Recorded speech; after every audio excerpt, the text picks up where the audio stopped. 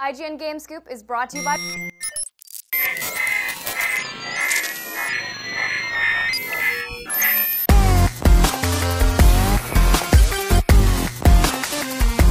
We talked last week about removing Kinect from Xbox One, and we seemed positive on it. We seemed to think it was a good move. But not everybody is that thrilled about it. One of our viewers, Sean McHugh, says, I was saddened last week to hear all of you excited about a Kinectless Xbox One. It seems Xbox's problems have nothing to do with their system, including Kinect. When looking at the bigger picture of it all, and not chasing short-term gains, as they seem to be doing here, Microsoft had a bigger plan in mind beyond gaming to make the Xbox One the center of your living room, which is what you were alluding to earlier. Sure. The Kinect with its voice and, I like this, gesture controls. He typed gesture controls. I think we've got a good rendition of what gesture controls would be. That's pretty much how it works. He says Kinect, in a sense, would have been a one-up or at least a differentiating factor amongst the living room entertainment rivals like Apple TV and Google Chromecast. How cool is it to turn on with your voice and then swipe through menus without a controller? Now it's just a PS4, right, with a handheld controller with lots of buttons, and will only appeal to the hardcore gamers. Yeah, totally. It totally is. I actually have some regret when it comes to my experience with the Xbox One in that regard, because I did plug my cable into it, and I did set it up to use motion controls, and I did teach my fiance, if you yell this at the television, it'll play this, and you can say bravo, and you can watch The Real Housewives and all this garbage. And after a few days, I was like, this mostly doesn't work. Yeah. No, it doesn't. And I unplugged it.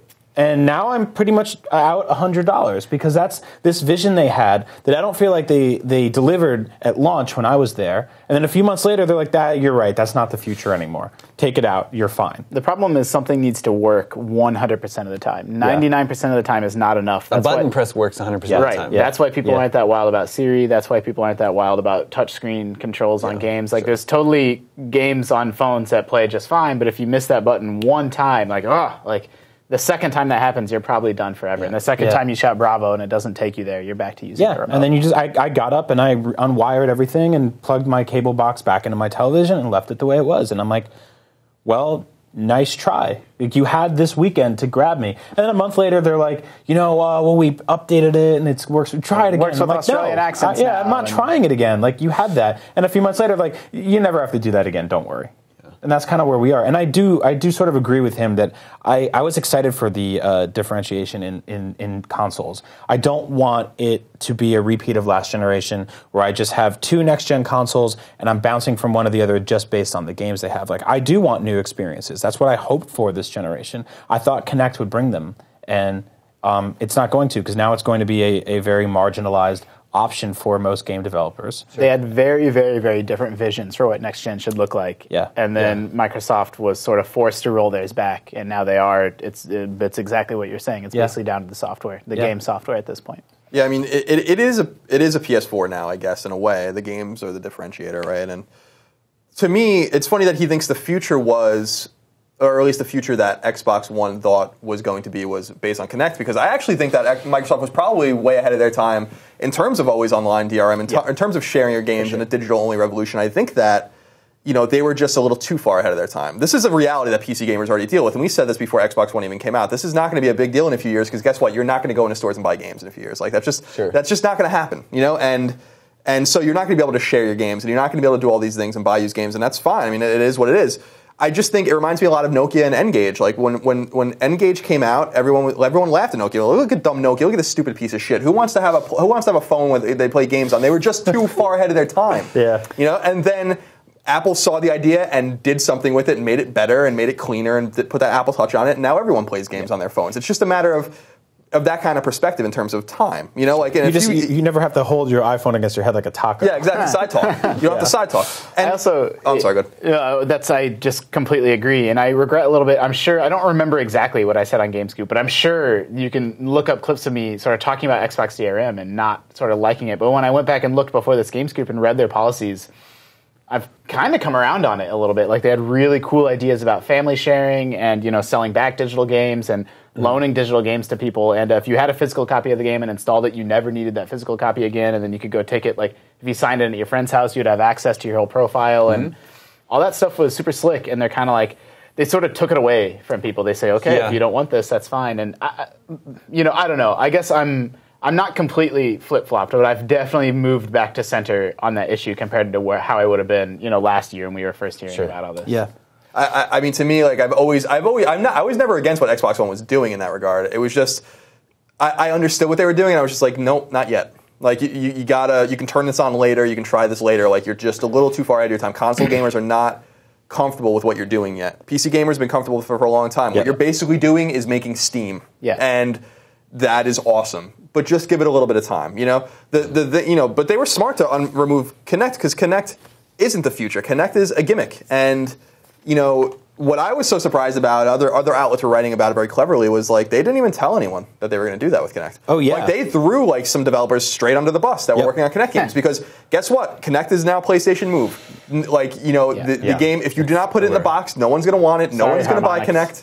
Yeah. And maybe they'll buy it like they buy PlayStation cameras to use it for streaming and stuff like that. But now these guys Harmonix was making their game or whatever, and they're like, we didn't even they were basically like, great. It's their Wii U gamepad where you can start up the console without ever touching it, and then get right into Mario Kart and start playing it with a Pro controller, never even thinking about this extra thing that's right here. Because if they themselves don't feel competent enough to support it with new ideas, then why the hell would anyone else? Yeah. So you kind of you reach this tough position, and like I said, that kind of bums me out because I wanted something new, I wanted something different. I do. Now I have another PS4. My suspicion is that over the years we're going to see exactly what Colin's saying. I think we're going to see some of the stuff reintroduced. You're going to see family sharing come back. You're going to see some of that digital. I don't know if it's going to manifest itself in the exact same way.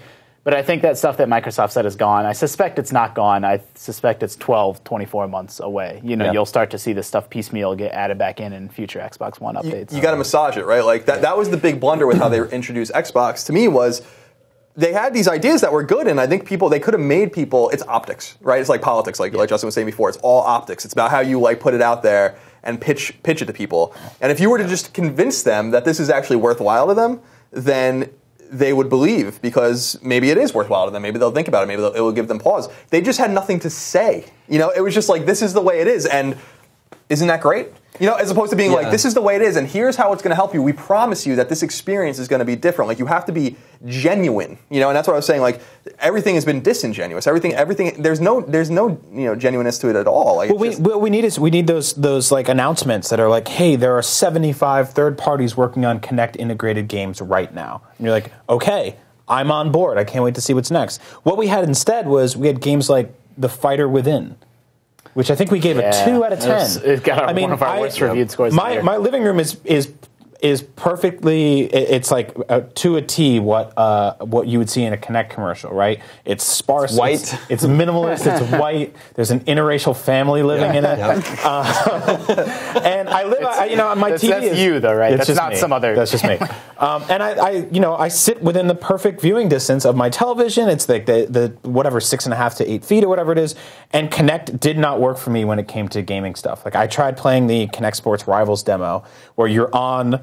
It's just ridiculous. You're on a jet ski. So I sat on the end of my couch and I'm like this, and it was like, sorry, we can't read you, and it kept backing out to the menu, and I went back in. And I'm like, and I did it 5 times, and it was like, nope. And I was like, all right, forget this.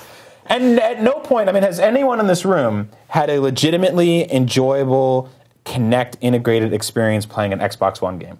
I have, and I haven't had a good my Xbox. When we first got Xbox One at my house, it was like at launch, Greg and I would sit on the couch and be like, Xbox on, and it would work. And it was like, this is kind of cool, know. And then after a while, it's like it just doesn't work, and it just doesn't listen to you. You're screaming at it. Greg gets so mad because I'm like, God damn it, Xbox, and like it just like I'm like I've been begging him for months. I'm like, can we just disconnect it from the TV? Why does it need to be connected to the cable box? It doesn't add anything to the experience. We already have a DVR. One morning, my fiance, I woke up before my fiance, and she walked in, and she was like, who have you been yelling at all morning? And I'm like, this fucking Xbox. I'm just yelling at it all day. It won't listen to me. And she was like, just turn the thing on. Yeah. And she picked up the controller, and she doesn't even play video games. She picks up the controller, hits the button, and it starts the movie. And I'm like, It's time. Fine. But that's not the future. Yeah.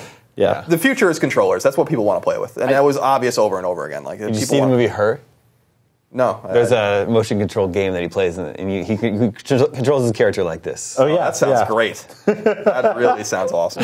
There's a great scene. There's actually a lot of really cool futuristic video games. You should actually see that movie. It's really good. Colin's totally right that it's optics. You know, if you were to like tick box off things about Steam, it's like you can't trade in your games, you can't share your games with your friends, you can't do this. Like it would sound like this terrible people service. love Steam. Yeah, but it's not. It's this fantastic service because it's easy and convenient. And I say, I think I want to play this, and I click the button and buy it, and it installs and plays within 30 minutes. It's fantastic, and that's what Xbox was going for. But they kind of just fucked it up.